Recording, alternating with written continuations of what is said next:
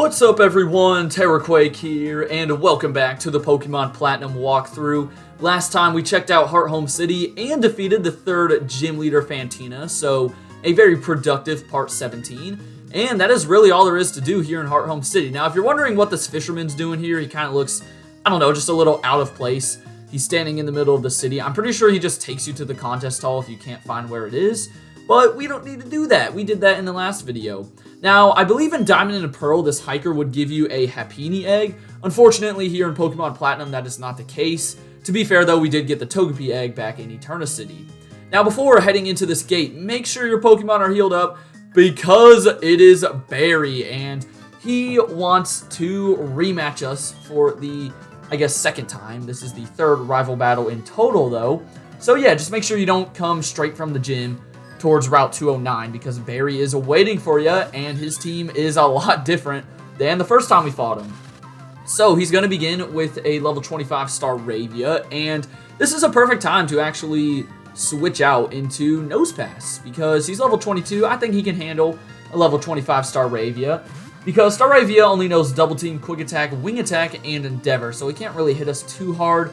I'm a little worried about Endeavor. That is a very annoying move. Oh, and Double Team's also so annoying. Don't even get us started with this Barry. Come on. Oh my gosh. Rock Throw is inaccurate as it is. We do not need Double Team here. That should be, like, illegal. You're going to the Sinnoh region jail or something. But yeah, I hope he doesn't go for Endeavor. If you don't know what that does, it brings you down to whatever HP the user is at. So if the user's in like red health, then you're gonna go down to red health. So it can definitely be a little scary. And down goes his Staravia. So yeah, that wasn't too bad. We got pretty lucky not missing rock throws. And next up he will go to his Prinplup. Alright, so I'm gonna go back out to Wormadam. We do have Hidden Power. Now of course this will be either Monferno or Grotle depending on your starter. It could be any of the three middle stage starter evolutions, and it is up at level 27, so the highest level Mon we've faced so far. Now Prinplup knows Growl, Peck, Bubble Beam, and Metal Claw. It's not part Steel type yet, so it doesn't get stabbed with Metal Claw. Really the best thing it can do to me is, well, I guess Peck, but Bubble Beam is going to be probably its most powerful move, but because we're quad weak to flying, Peck is doing a good amount of damage. I bet you've never seen Peck do that amount of damage. Now, the really cool thing about the rival in Generation 4 is that their team will vary depending on the starter that you chose. Not only with their starter, but also with their other two team members. So, because he has Prinplup, he will have a Roselia and Ponyta, which, by the way, I'm just going to switch over to Monferno. This Roselia knows Stun Spore, Mega Drain, Poison Sting, and Leech Seed. However, if you picked Piplup and he has a Grotle, for example, he will not have a Roselia and he will have a Buizel and Ponyta instead. And then if he has Chimchar, he won't have a Ponyta, he'll have a Roselia and Weasel. So you're going to see that throughout the entire game. So it's kind of cool, you know, pretty neat that they vary the team that much. I wish more rivals did that. Unfortunately, that is not the case as Eevee gets to level 22 and you're trying to get Quick Attack. I mean, it's better than Tackle, I suppose, but it's really nothing amazing. We're definitely going to need to teach it some TMs, probably. And the next city we get to will actually have the department store where we can buy some TMs.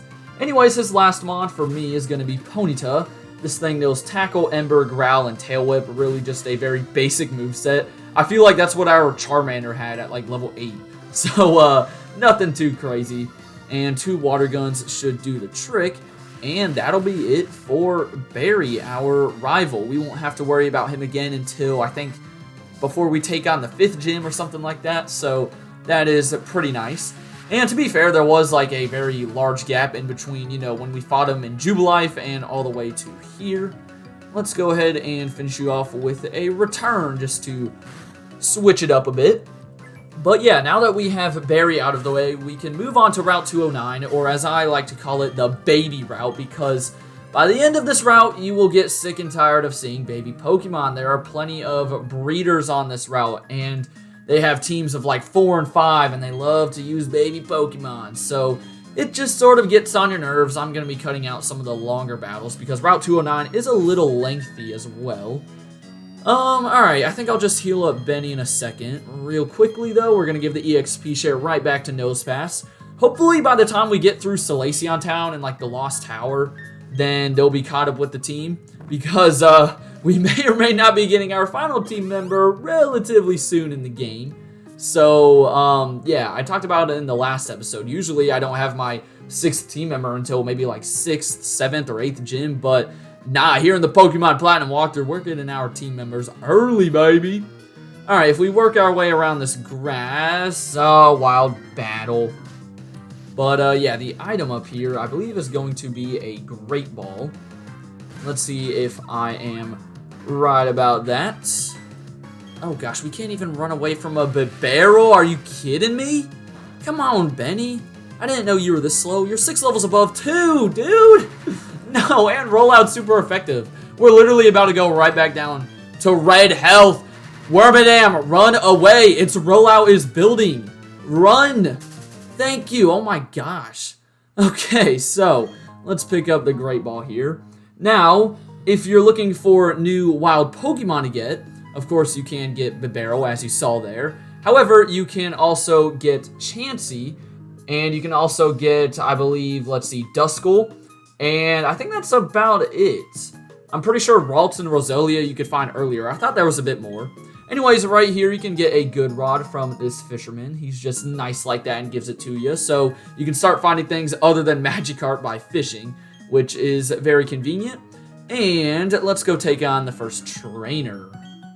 That dude just had a Budew, Eevee, Bonsly, and Pichu. So as I said, plenty of baby Pokemon here. Also, I believe there is a hidden Great Ball that I missed towards the middle of this patch of grass, so I'm gonna be smart this time around and use some repels. Let's see if I can get it. If I can't, then it's fine. It's gotta be like somewhere around here. Hey, there it is. That was very quick, and I just realized there's actually a lot of hidden items on this route, so I'll try my best to be on the lookout for them. There's one more around these trees. There it is, a hidden Super Repel. Also, you're going to notice this little jogger going back and forth, and in the upcoming routes, you'll see a lot of these guys. You can only fight them, I believe, in between like 5 and 9 a.m. or 5 and 10 a.m. Basically, you can only battle them in the morning. So I am recording this episode at night currently, so unfortunately I can't.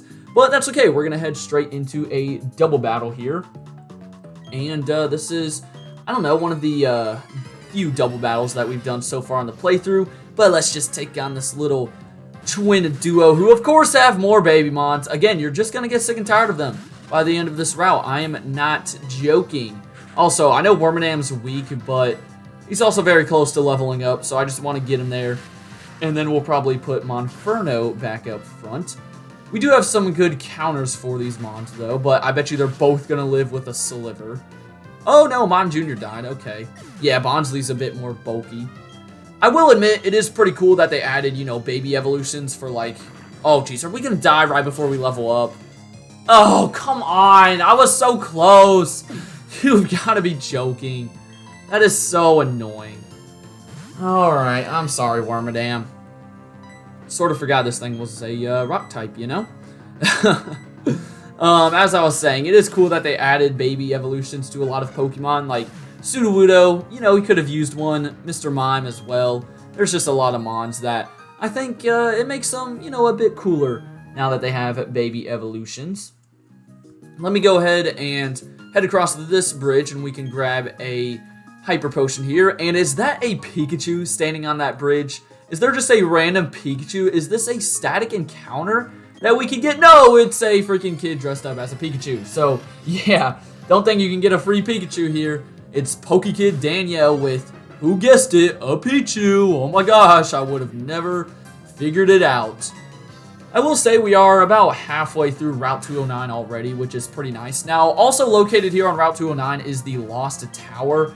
This is sort of like the graveyard area of the Sinnoh region, like, you know, your Pokemon Tower or your Mount Pyre. Also, I hope I'm getting that name right. I'm pretty sure it's the Lost Tower. We'll find out eventually. Let me go ahead and, well, yeah, I'm just going to go back and heal. moving on along, I think we're going to see another jogger coming up. Yeah, he's right there. But this little aroma lady's going to stop us from getting to him. Now, if you are not in the time frame to battle those joggers, you know, don't worry about it. Also, this is a breeder, not an aroma lady. But yeah, I mean, their teams aren't anything too special. Don't make it seem like you're missing out on anything, because they're really not. They don't use, like, super unique Pokemon or anything. So, yeah, you don't really have to worry about it too much. Also, looks like we'll be able to take down this Budew and get to level 25, which is very nice. I'm assuming this lady's going to have, like, almost an identical team to that last Pokemon breeder. Sort of wish I cut this one out, but I just didn't think that she was coming up so soon. Alright, whatever. Benny gets to level 25. Any new moves? No. And the EXP share is back on Eevee, by the way. And here is a fraud Eevee. This is an Eevee that wants to be me, but it is never going to be my Eevee, aka Uzair. That's a really cool name. Hopefully I'm saying it right. If you're the one that let me know in the comments section a couple of episodes ago to name my next Mon Uzair, then let me know if I'm saying it right, because I have a feeling I am not. So yeah, that is rough. Alright, Wormadam, get right back out here. We got to kill this Mon Jr., and then I'm assuming we have like a Bonsly coming up. Oh man, I can't wait till we get Surf though, because even though Bibarel's a water type and it does have Water Gun, it's just not that strong. Even with it being Stab, I mean, Water Gun is just pretty weak at this point in the game. I don't know if he gets any other water type moves, but you know, when we get Surf, or I think we'll get, what is it, Brine from the 5th gym leader, you know, any water type move will be great, because I think most of them are better than Water Gun. So I am looking forward to that. Other than that though, like, besides Eevee, I guess, who's still, you know, training up, the rest of my team is pretty good in terms of their moveset, I would say. And here is a Cleffa that we're going to punch in the face. I mean, Curious George just sent that thing flying, I bet. No way it is still alive. And she's still laughing about seeing her Pokemon. I'll get one shot. Alright, so yeah, Jogger, you're not going to fight me.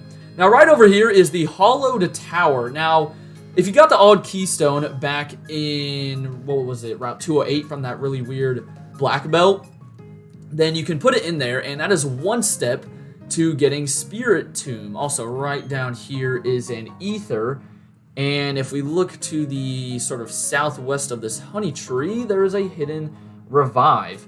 But yeah, as I was saying, that is the first step to unlocking Spiritomb. Now, the other thing you have to do, I think it's what, you gotta talk to like 28 or 32 or 30, it's some number like that. You gotta talk to like 30-something people down in the underground area by using the Explorer Kit. And unfortunately, I don't think that's possible anymore, because you'd have to be like online or something. I could be wrong. I know in Brilliant Diamond and Shining Pearl they added like NPCs. I don't believe that's a feature in this game, so yeah, safe to say Spiritomb is going to take a lot of effort to get. However, if you do put in the work to get it, Spiritomb is a very awesome Mon. Alright, if we go to the left a little bit, you can kind of do this very tricky sort of, you know, slope that you kind of just have to turn right and then up immediately, and you'll get yourself a Calcium. And we are very close to the end of this route. You probably saw a glimpse of Salacion Town coming up, and these wild Pokemon just do not stop coming. And it's another Bibarel, and we've got Benny back up front. Come on, please run away. You're now level 25. You should be able to run away. Thank you. Gosh. I didn't realize how slow Wormadam was. Let me go ahead and throw Monferno up front, by the way.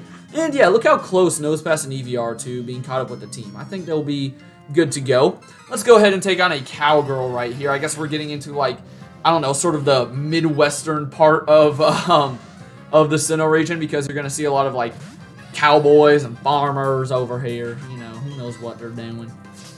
I don't know why I just put on a southern accent. And Mach Punch is going to do a bit less than I thought. Oh well.